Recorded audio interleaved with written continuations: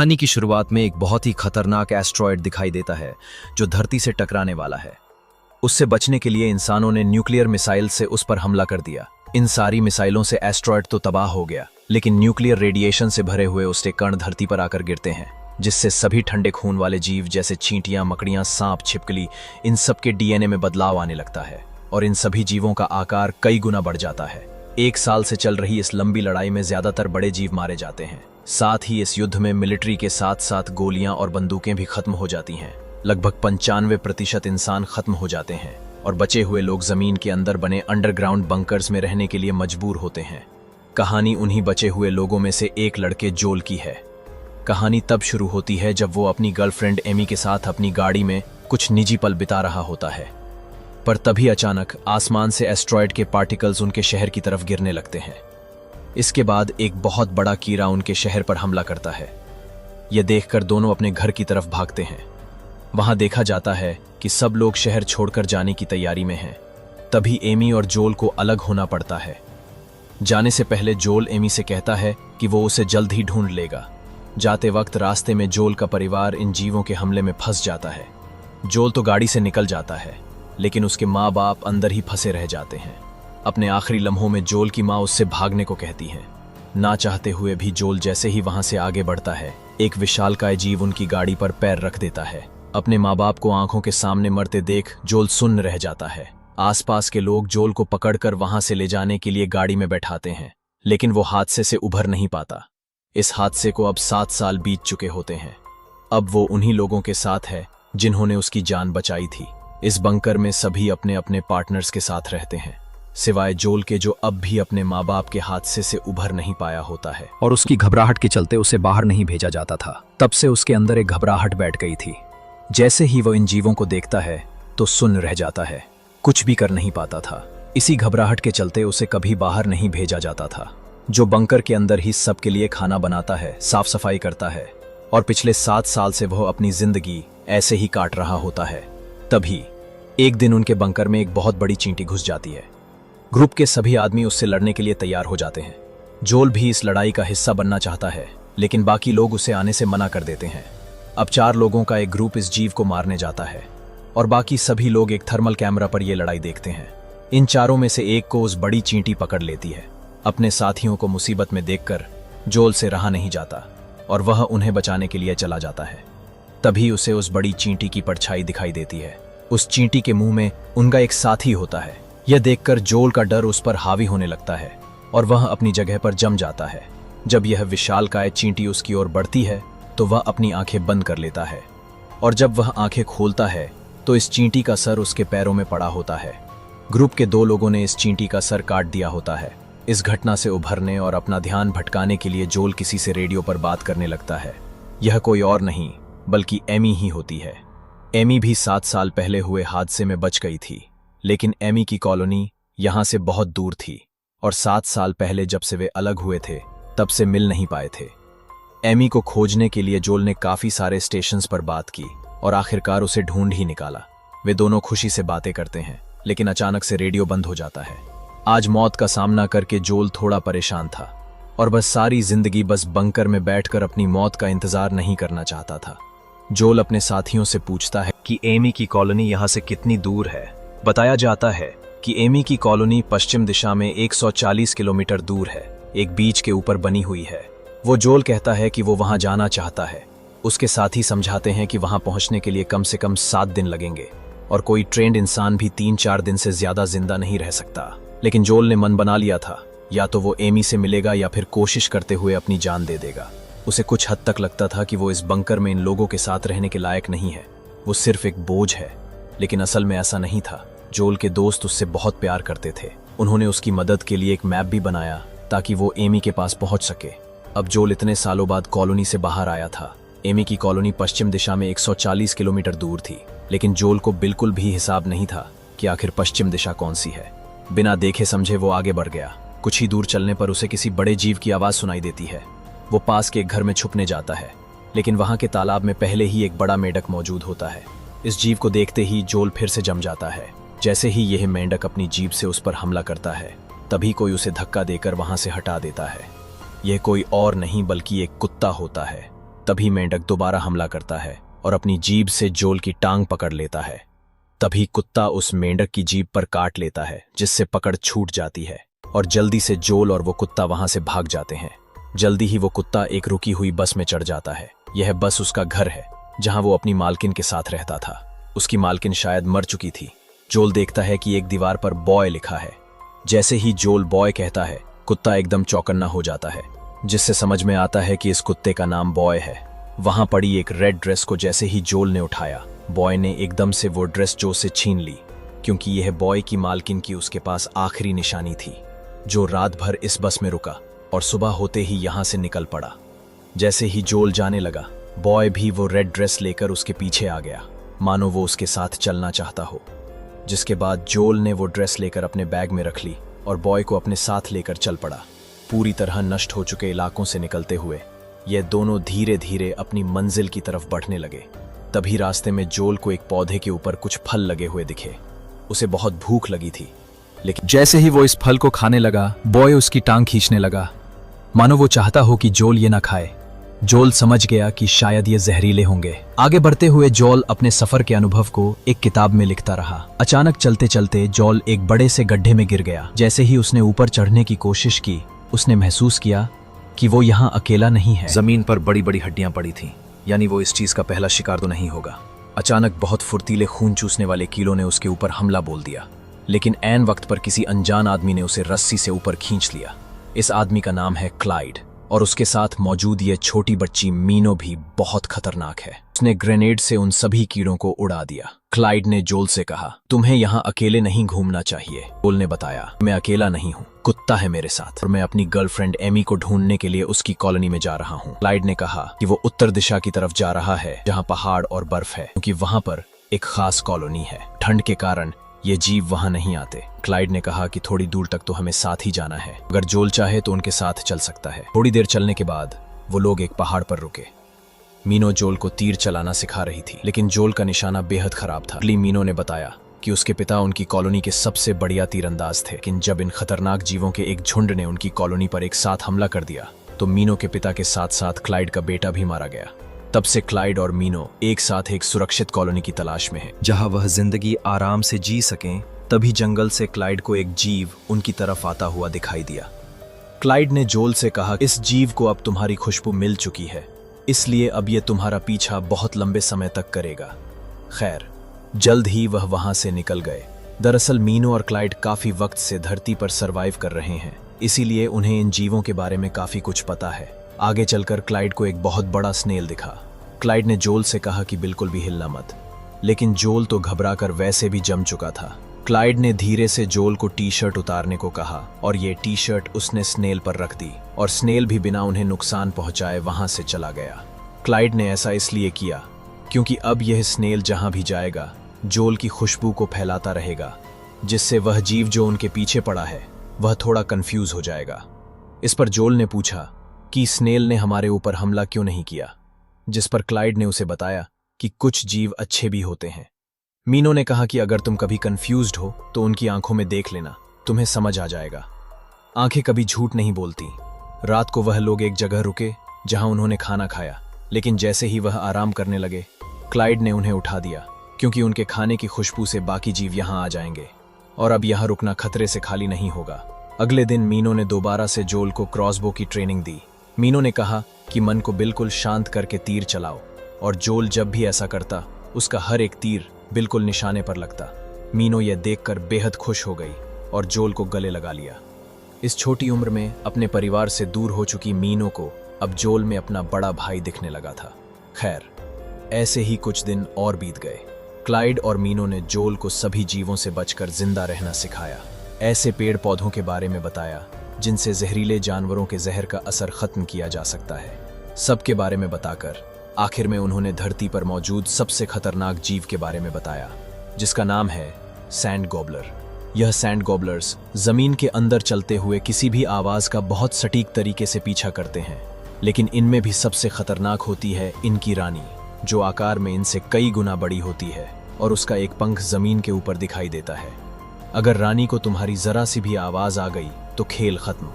आज तक कोई भी सैंड गॉबलर रानी से भिड़कर जिंदा नहीं बचा। मीनो रोज जोल को क्राओ की प्रैक्टिस करवाती रही और अब जोल दिन पर दिन बेहतर होता गया। अब 5 दिन बाद वो जगह आ ही गई जहां उनके रास्ते अलग होने वाले हैं। क्लाइड ने जोल से कहा कि तुम हमारे साथ ही चल पड़ो, तुम्हारा अकेले बच पाना थोड़ा मुश्किल है, साथ रहेंगे तो जिंदा रहने के चांस ज्यादा हैं। लेकिन जोल को बस एमी से मिलने की धुन सवार थी। उसके इस फैसले से मीनो बहुत दुखी थी। जोल ने उसे समझाया कि एमी मेरे लिए बहुत मायने रखती है। मीनो ने आखिरी बार जोल को गले से लगाया।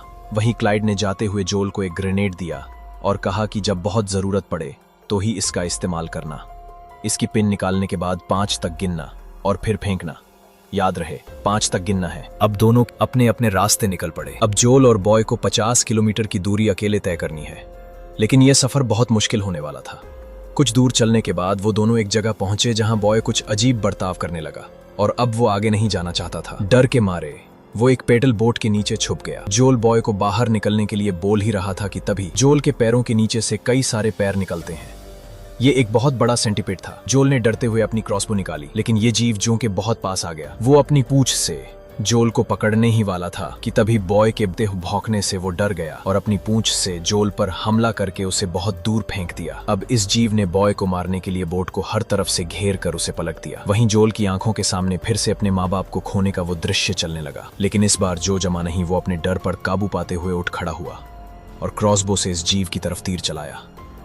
ये तीर इस जीव की गर्दन पर जा लगा, जिससे वो बौखला गया। अब बॉय को छोड़कर वो तेजी से सीधा जोल की तरफ आया, लेकिन ठीक वक्त पर जोल ने तीर चला दिया जो सीधा इस जीव के सर पर जा लगा। जोल के इस हमले से वो एक ही बार में ढेर हो गया। जोल डर से कांप रहा था। उसे यकीन नहीं हो रहा था कि उसने सच में इतने बड़े जीव को मार दिया। तभी जोल को बॉय दिखा और बॉय भागता हुआ जोल के पास आया। जो अपने माँ बाप को चाहे ना बचा पाया हो, लेकिन आज उसने अपने डर पर काबू पाकर बॉय की जान तो बचा ली। अगले दिन सुबह ये दोनों एक बड़े से खड्डे के पास पहुंचे और बॉय फिर से अजीब हरकतें करने लगा, भागने लगा। जोल समझ गया कि कोई खतरा पास में है। तभी जोल ने जमीन के अंदर से एक जीव को अपनी तरफ आते हुए देखा, जिसका एक पंख बाहर है, यानी ये तो रानी है, सैंड गॉबलर्स की रानी। जोल ने बचने के लिए एक छोटा सा खिलौना दूर फेंक दिया ताकि रानी उसकी आवाज से उस ओर चली जाए। और जिस तरफ जोल ने वो खिलौना फेंका, सैंड गॉबलर क्वीन वहां जमीन फाड़कर बाहर निकल आई। जो बिना वक्त बर्बाद किए वहां से भागा और रानी भागी उसके पीछे। भागते हुए जोल अचानक नीचे गिर पड़ा और उसका बैग उससे छूट गया। जोल बॉय के पीछे पीछे एक पेड़ के तने में छुप गया। जोल ने बॉय का मुंह बंद कर दिया ताकि कोई आवाज ना आए, और जब कोई आवाज नहीं आई तो वो रानी वहां से जाने लगी। लेकिन तभी जॉय के बैग से बॉय की मालकिन की रेड ड्रेस नदी में गिर गई। ये देखते ही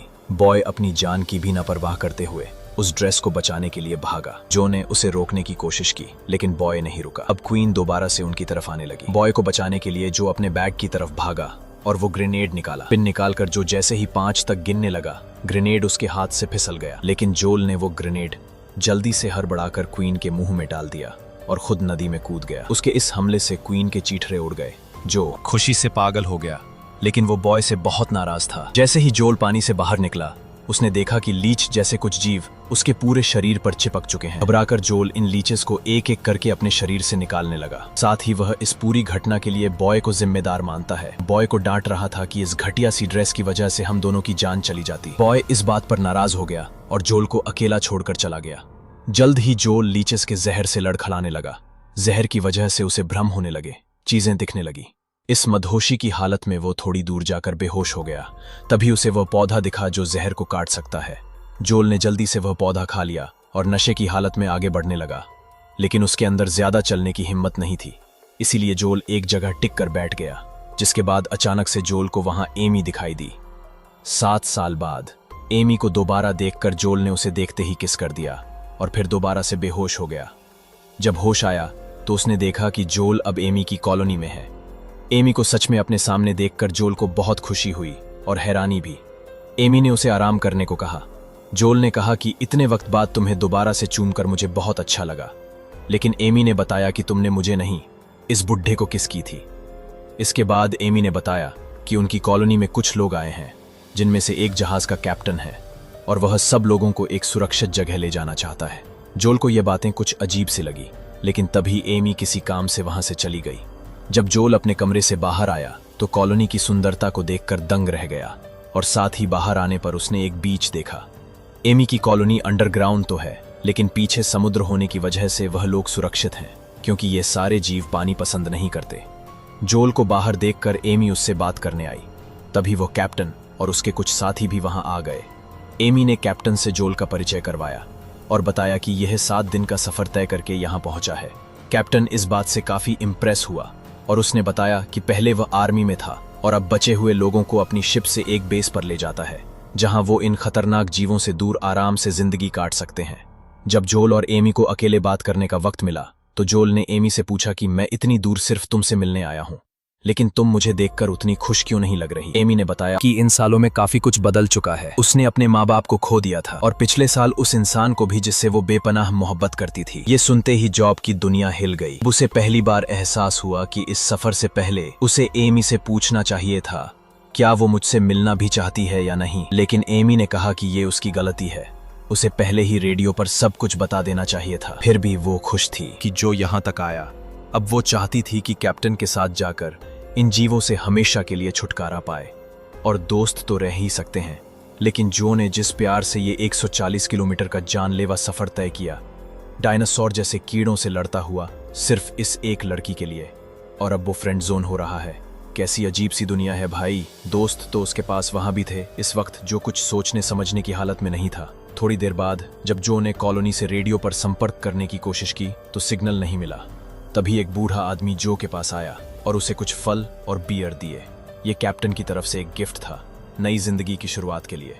लेकिन तभी जो ने वो मैप निकाला जो उसके दोस्तों ने उसे दिया था। मैप के पीछे लिखे हुए मैसेजेस ने उसके दिल को छू लिया। उसे पहली बार समझ आया कि उसकी असली दुनिया कहाँ है। वो लोग जिनसे वो सच्चा रिश्ता रखता है, वो लोग जो उसे कभी नहीं भूले और जिनके पास लौटने की उसे सख्त जरूरत है। तभी कॉलोनी से रेडियो पर एक मैसेज आया। उनकी आवाज सुनते ही जो की आंखें भर आईं।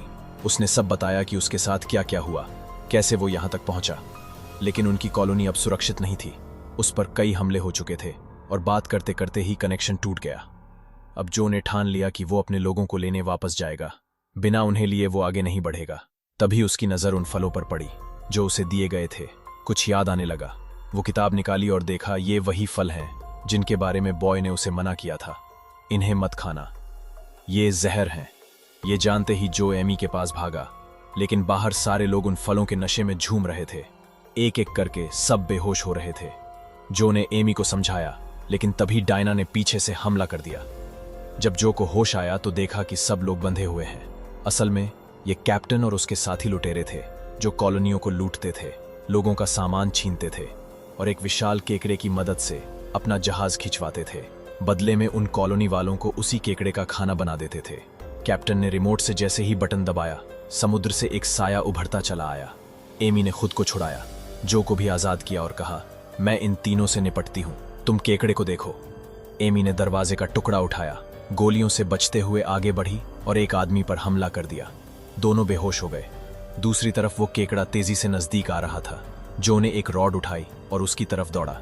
जैसे ही केकड़ा उस पर झपटा, जो ने रॉड से उसे उल्टा गिरा दिया, जिससे वो अब खुद को उठाने में असमर्थ हो गया। तभी कैप्टन ने रिमोट से उसे जोरदार झटका दिया। केकड़ा उठ खड़ा हुआ और जो पर हमला कर दिया। एमी की लड़ाई डायना से शुरू हो गई, लेकिन डायना ने एमी को हरा दिया। अब केकड़ा दोबारा से जो पर हमला करने ही वाला था कि बॉय वहां आ गया और दोनों के बीच में खड़ा हो गया। बॉय को देखकर केकड़ा रुक गया। कैप्टन ने डायना से कहा, इस कुत्ते को मार दो। डायना ने रॉकेट लॉन्चर चलाने की कोशिश की, लेकिन एमी ने उस पर वार कर दिया और डायना का निशाना चूक गया। ग्रेनेड सीधा केकड़े को लगा, जिससे वो बुरी तरह घायल हो गया। कैप्टन खुद नीचे आया और एमी को इतनी जोर से मारा कि वो बेहोश हो गई। अब केकड़ा गुस्से में था और कैप्टन की तरफ बढ़ा, लेकिन कैप्टन ने फिर से उसे शॉक दे दिया और वो फिर जो की तरफ मुड़ गया। जो ने बॉय को कहा कि एमी को होश में लाओ। बॉय किसी तरह उसे जगाने की कोशिश करता रहा।